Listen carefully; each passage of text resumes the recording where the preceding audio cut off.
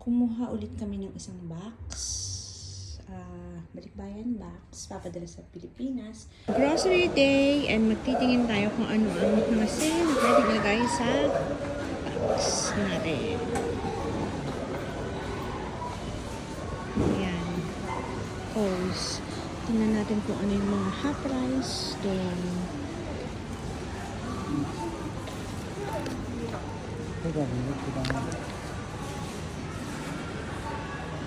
Yung sale, so yan, nabili natin ngayon. Ito din half price, pero hindi ko na siya masyadong feel. Ito, mas mahal na ngayon, tapos lumiit pa yung lalagyan. Chocolates from here until there. Chocolates. You got my face in it. Hey, where's my... Mahal na ulit.